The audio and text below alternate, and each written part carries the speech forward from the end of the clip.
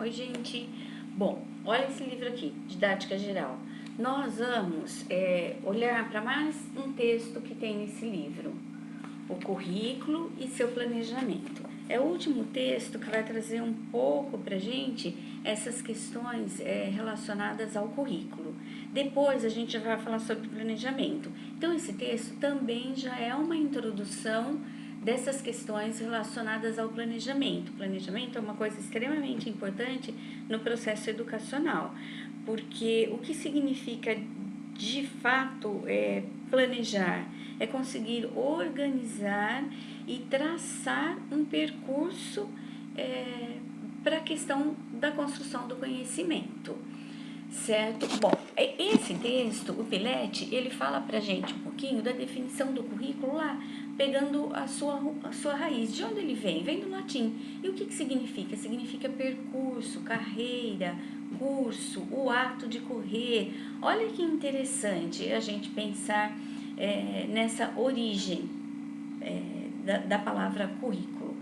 Então, não apenas o ato de correr, mas também o modo, a forma como eu faço isso. Então, como eu vou correr? Eu vou correr a pé, eu vou de cavalo, eu vou de carro? Como que eu vou? E por qual caminho exatamente? Qual local? Eu vou por uma estrada? Eu vou por uma pista? É o hipódromo? E o que ocorre no curso ou percurso efetuado? Então veja como nesse sentido o currículo ele está ali muito próximo da questão do planejamento, porque o planejamento ele contempla esses itens. Então é importante olharmos para a origem da palavra currículo para a gente perceber isso, o que essa palavra traz na sua raiz. Então é de fato o percurso. E atualmente, no decorrer do tempo, esse significado da palavra currículo foi se alterando. Então, depende um pouco também da escola, a escola, não a escola ali física, né? Mas essa escola que pode ser tradicional, construtivista, libertária, libertadora e tantas que nós temos e que ainda vamos conhecer.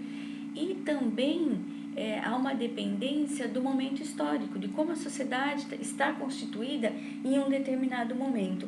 Quais as grandes questões que modificaram o currículo? Então, o Pilete ele nos diz que a Revolução Industrial foi um acontecimento que transformou o currículo, modificou toda a sua estrutura, todas as disciplinas. Então, aquele rol de disciplinas que compõem o currículo, que é o currículo, com a Revolução Industrial, teve uma alteração muito grande. Por quê? Porque o mundo estava muito mais veloz, a estrutura da sociedade havia se modificado, as mulheres passaram a trabalhar também nas indústrias, as pessoas saíram muito do campo e foram para a cidade. Outra coisa que alterou o currículo, as descobertas científicas. À medida que a ciência avança, esse currículo também precisa ser modificado, ele também precisa ser revisto. Esses dias estava vendo aquele programa Telecurso, essas coisas que eles são antigos. Então tinha ali a questão dos planetas. Temos nove planetas. Então isso, por exemplo, foi uma época. A hora que a ciência alterou isso, esse conhecimento também se altera. O currículo também precisa ser alterado em relação a isso. A explosão demográfica. O número de pessoas no mundo aumentou muito, o número de pessoas no Brasil aumentou muito, a quantidade de pessoas que foram para as escolas também aumentou. Nós temos mais pessoas tendo acesso à escola, embora há escolas diferentes. E os meios de comunicação de massa também fez com que esse currículo fosse alterado, porque nós temos um outro contexto, nós temos crianças que têm acesso a diferentes informações. Nós acompanhamos o que acontece no mundo de uma forma muito rápida. Então, o currículo ele não pode estar parado. Não podemos estar no século XXI pautado em um currículo que foi elaborado para o século XX.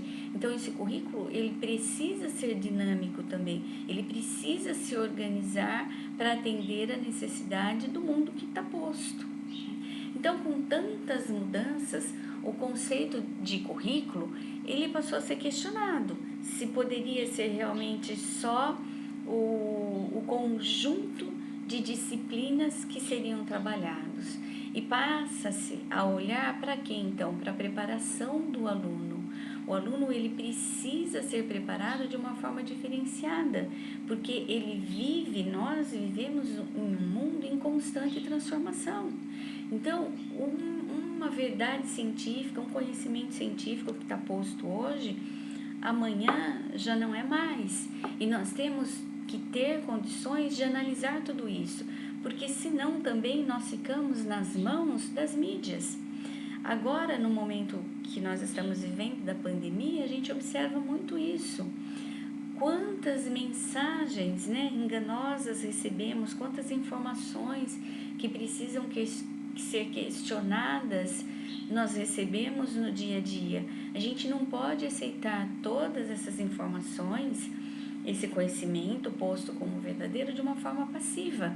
Então, por que o currículo tem que ser diferente atualmente? Porque o nosso aluno, ele precisa ter condições de análise, de analisar todo esse conhecimento que chega de diferentes formas para ele. Então, o aluno, ele aprende através de todos os elementos do meio.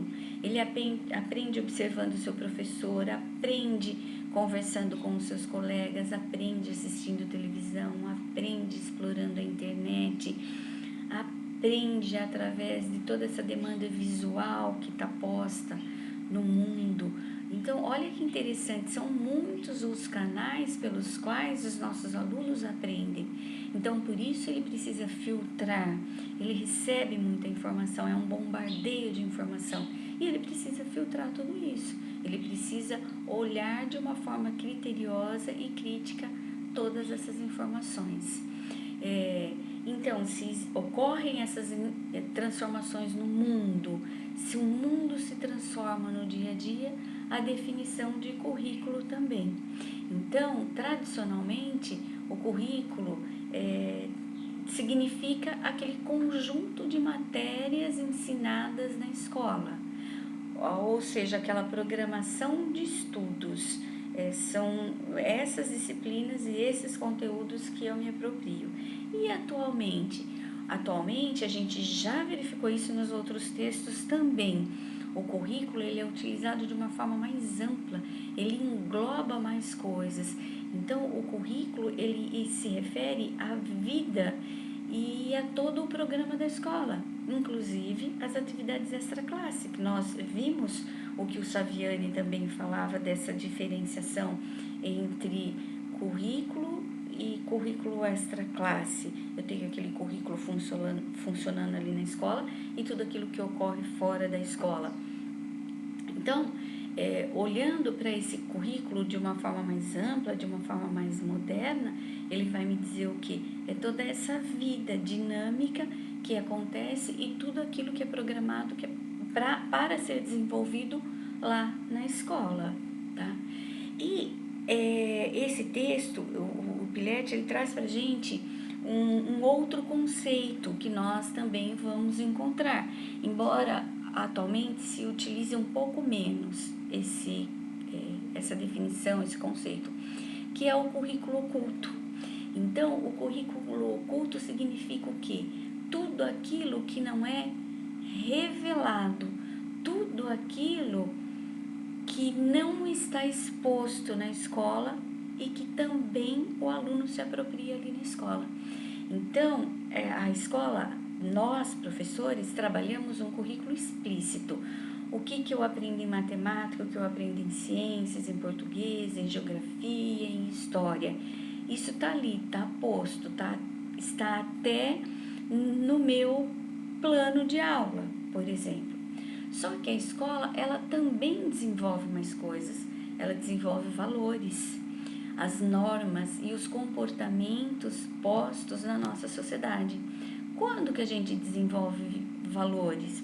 Por exemplo, quando uma criança agride outra. E há uma intervenção do adulto, quando a escola organiza como vai ser o seu dia a dia e estabelece regras. Quando a escola trabalha com essa questão de datas. Então, você tem até tal dia para entregar um trabalho e a escola cobra isso de uma forma sistemática. São valores, são normas, são comportamentos. Por isso, a gente diz que o professor ele nunca é neutro. Um professor não passa de uma forma indiferente por uma discussão de alunos. Quando um aluno agride o outro, seja verbalmente, seja fisicamente.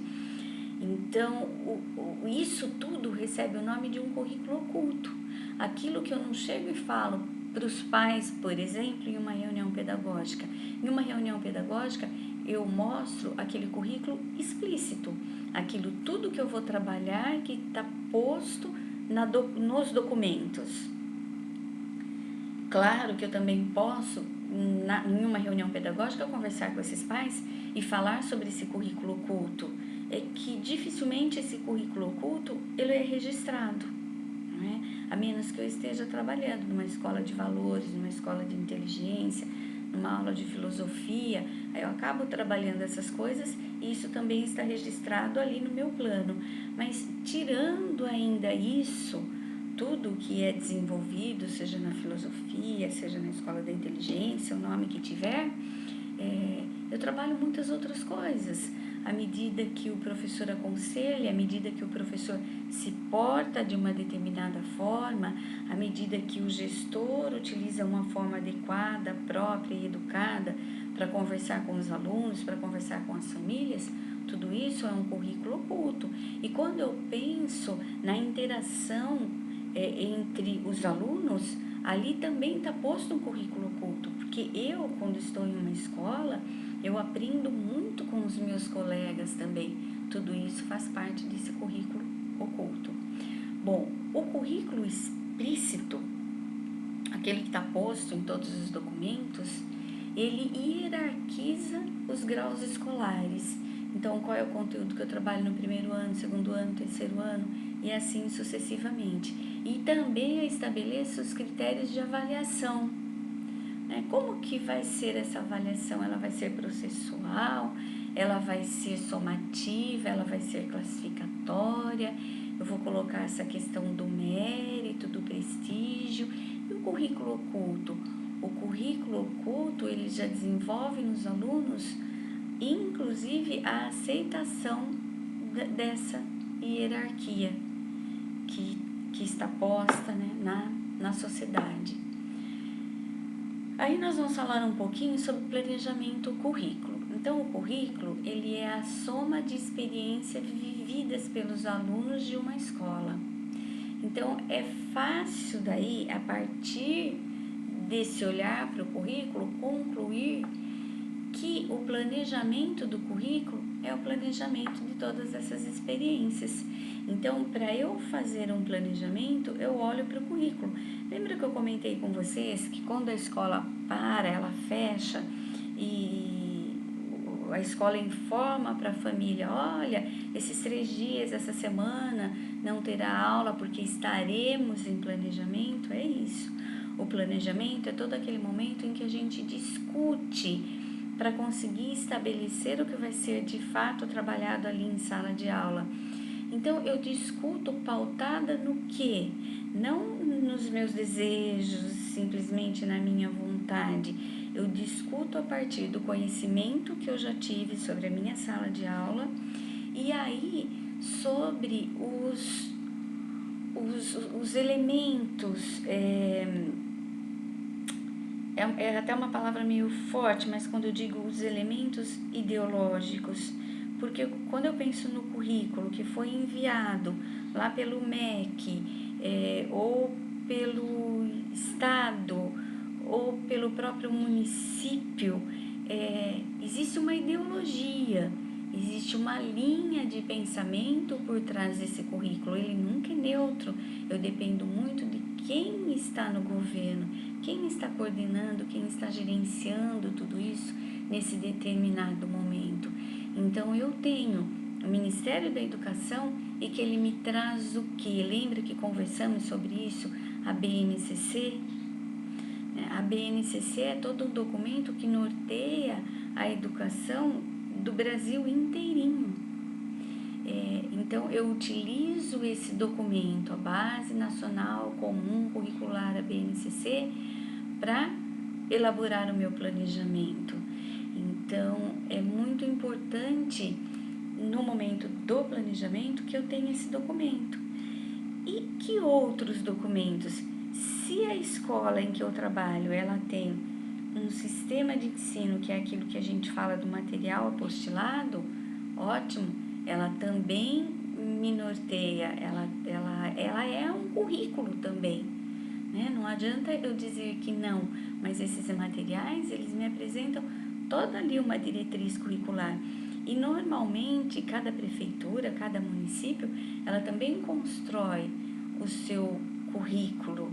Então, são vários documentos que o professor vai utilizar para o seu planejamento.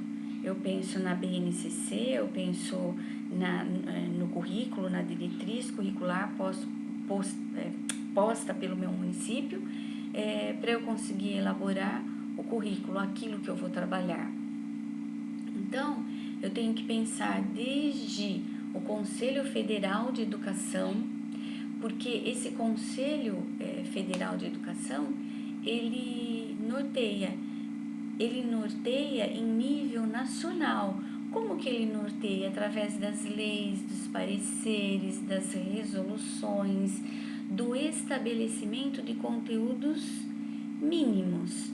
Então, obrigatoriamente, eu preciso trabalhar aquelas disciplinas, aqueles conteúdos posto pela própria federação. Então, é importante isso, por quê? Porque é uma forma, digamos assim, de igualar o país. Todo o Brasil vai olhar para esses conteúdos. Então, eu digo que é o currículo base, é o básico, o mínimo que precisa ser oferecido. Depois, eu tenho o Conselho Estadual de Educação. O Conselho Estadual de Educação, ele vai olhar para aquilo que colocou o Conselho Federal de Educação e ele faz as adequações necessárias considerando o seu estado. O estado de São Paulo é diferente do estado de Santa Catarina, por exemplo. E aí eles fazem essa adequação, mas sem esquecer aquilo que é básico. Então, os estados, eles vão pensar da relação das matérias que a escola elegerá como a parte diversificada do currículo.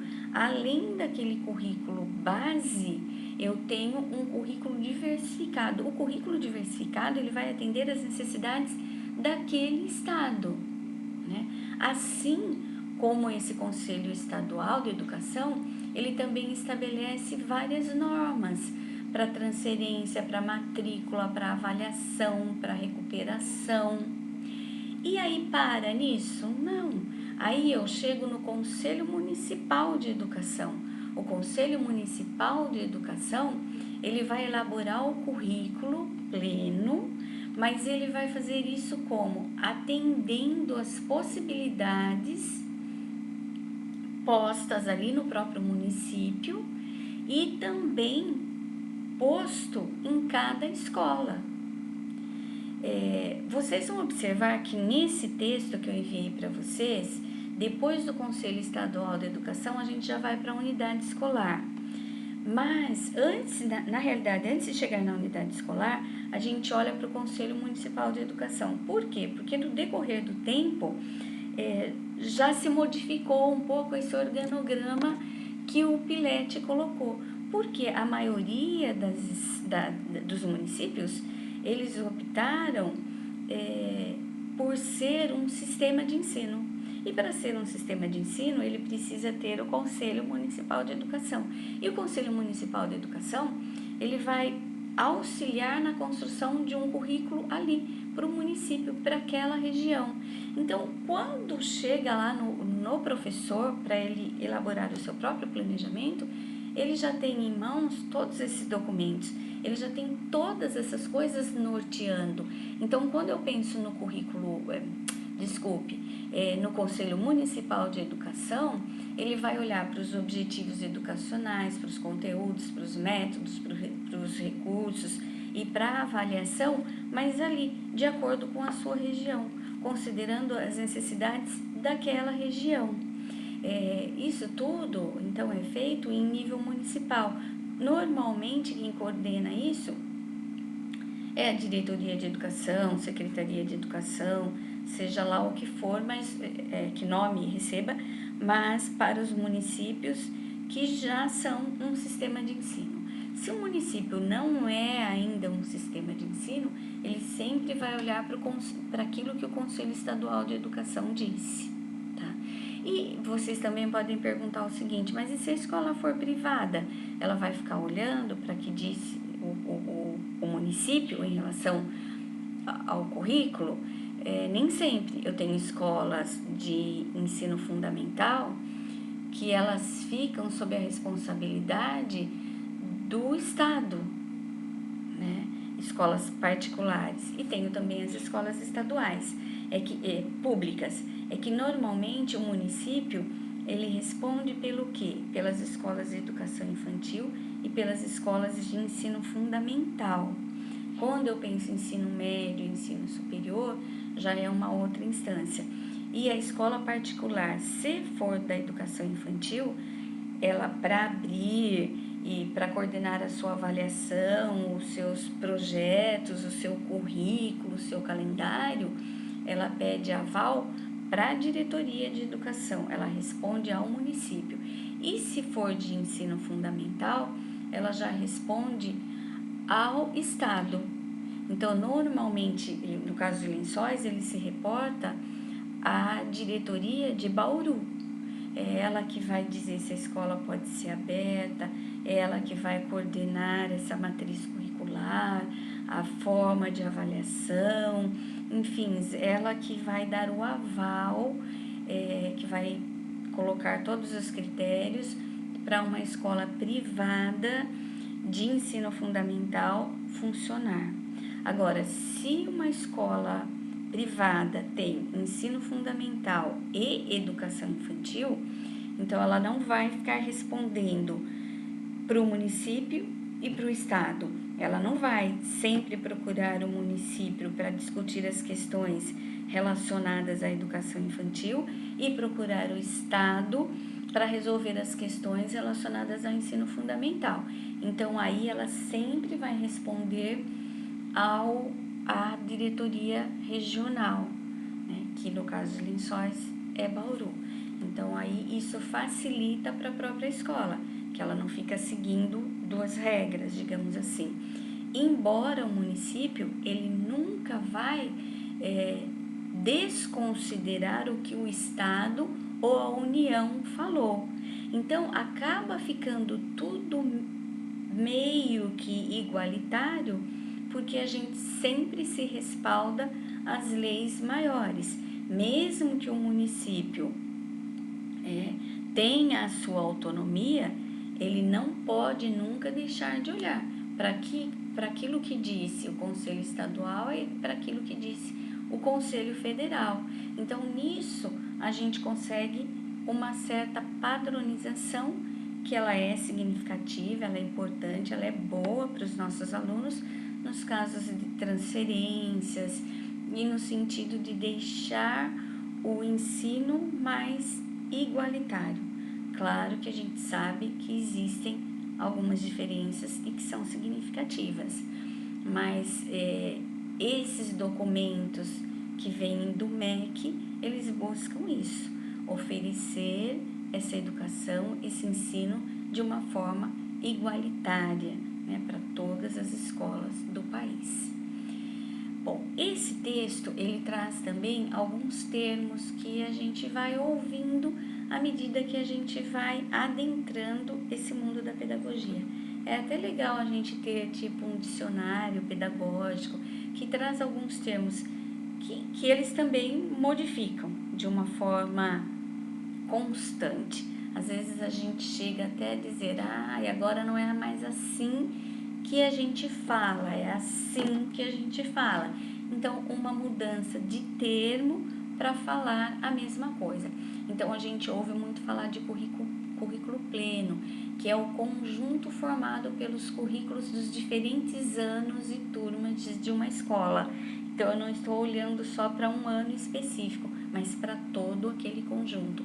Guias curriculares. Então, ele todo está escrito, ele já está registrado e ele tem por objetivo orientar os professores. Ele orienta e ele sugere coisas. Então, ele sugere objetivos, conteúdos, as técnicas, bibliografia, que é uma coisa importante a hora que nós vamos montar, selecionar o material para trabalhar com os nossos alunos. Programa. Esse autor, ele diz pra gente que programa, ele aparece ali como um sinônimo de currículo. Programa e currículo é mais ou menos a mesma coisa, porque o currículo, ele traz esse rol ali das disciplinas, dos conteúdos que vão ser trabalhados. E quando eu penso em um programa também. Agora, para alguns estudiosos, o programa é o currículo mais detalhado. O programa, ele tem o compromisso de esmiuçar tudo aquilo que aparece no currículo. Depois a gente vai encontrar disciplina ou matéria. Algumas pessoas falam, que matéria que você está estudando? Qual a disciplina que você estuda? Então, é um ramo do conhecimento organizado com generalizações próprias para a explicação dos fatos. Então, quando eu penso na disciplina de matemática, ela se organiza e ela tem uma linguagem específica. Ciências também, língua portuguesa também. E eu posso pensar nas áreas de estudo, que são conjuntos de matérias caracterizados pela integração de conteúdos afins.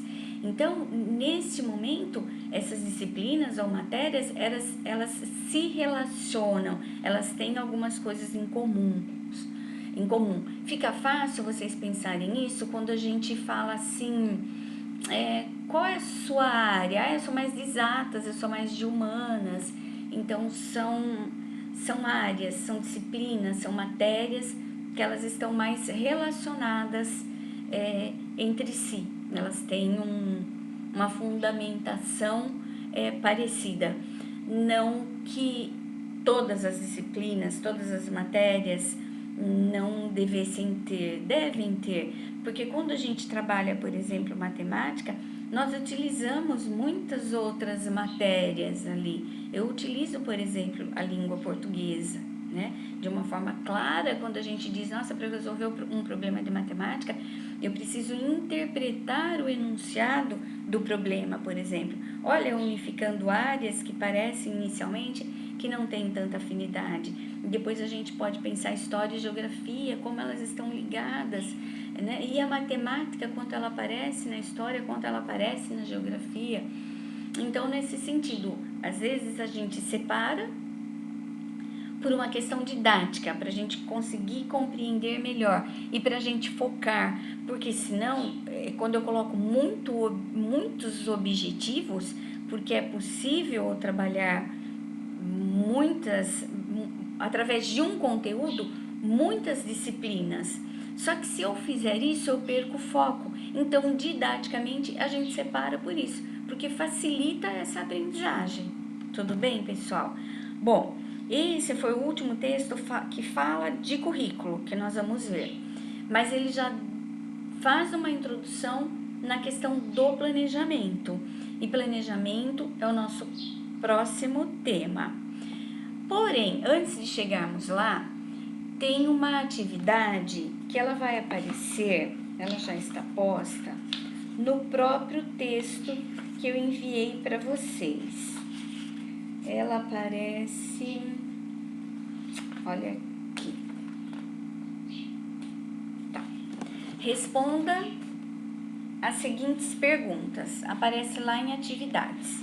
São várias perguntas. À medida que vocês forem respondendo essas questões, são 10 questões, é legal porque vocês já fazem uma revisão do próprio texto. E são perguntas tranquilas, olha, lembra bem aqueles questionários que a gente fazia lá no ensino fundamental mesmo. Ó. Qual o significado etimológico da palavra currículo? O que é currículo vitae? Porque ele também traz essa definição para a gente conseguir distinguir quando nós estamos falando daquele currículo nosso, pessoal, que traz toda a nossa formação, e quando a gente está falando desse currículo que aborda todas as disciplinas e conteúdos que serão estudados em um determinado ano, em uma determinada série. Tudo bem? Eu vou marcar uma data depois para vocês enviarem as respostas dessas questões e envio para vocês, coloco lá no portal. Essas questões, elas aparecem na página 57, então, do texto, o currículo, seu planejamento, e terminam ali na página 58. Tem outras atividades que a gente poderia desenvolver, mas são trabalhos em grupos que seriam legais de serem feitas se estivéssemos presencialmente. Tudo bem, pessoal? Olha, por favor, não se esqueçam de, tendo dúvidas, olha, não ficou muito claro isso aqui que você falou, dá um toque, pode enviar, pode colocar no nosso grupo mesmo de WhatsApp, ou se vocês quiserem, pode passar por e-mail, eu acho que deixei meu e-mail lá também, se não envio no grupo, e a gente volta a discutir essas questões e eu encontro uma outra maneira de falar para que a coisa fique mais tranquila, que vocês consigam compreender bem para a gente seguir. Mas o currículo, embora todos esses textos eles tragam várias coisas, os autores eles pegam outros caminhos, é como se eles colocassem alguns links, a gente observa que diferentes autores também falando de uma forma um pouco diferente sobre a mesma coisa, mas é importante para a gente ter essa visão geral de currículo e, ao mesmo tempo, ele não é uma temática difícil, né? Porque basta a gente lembrar que esse currículo ele precisa ser organizado e são todas essas disciplinas que a gente estuda em uma determinada série ou no decorrer de todo um curso, de todo um segmento. Por exemplo, durante a educação infantil eu tenho esse currículo, durante todo o ensino fundamental eu tenho esse outro currículo. E aí vão aparecendo outras coisas, como por exemplo o currículo oculto, que é tudo aquilo que a gente trabalha em sala de aula, na escola, mas ele não está ali registrado. E alguns autores que discutem aquilo, mas eu tenho o currículo que ocorre ali na escola e eu tenho um currículo extra classe, que é tudo aquilo que aparece e que acontece fora dos muros da escola. É importante que a gente tenha todas essas noções, porque ao prestar concurso, dependendo dos autores que apareçam para a gente estudar para o concurso, que normalmente a cada concurso que aparece, eles também oferecem uma bibliografia, então você já pode perceber que diferentes autores, eles podem trazer terminologias e alguns conceitos que diferem um pouco. Por isso, optei por utilizarmos vários textos em relação ao currículo para a gente sentir essa diferença. Então, não é que um seja oposto ao outro, mas eles sempre trazem novos dados, como, por exemplo, o currículo oculto, o currículo extra classe, né, o currículo básico, alguns autores que vão colocar que o programa é igual a currículo. Então, é importante a gente saber que existem essas diferenciações, né, para a gente conseguir sair bem, inclusive nos currículos também, e para ter inclusive nos concursos também, e para a gente ter uma visão mais ampla sobre currículo, ok? Qualquer dúvida, então, procurem, entrem em contato, e essa semana, na quarta-feira, nossa aula é presencial, ok? Beijos, pessoal!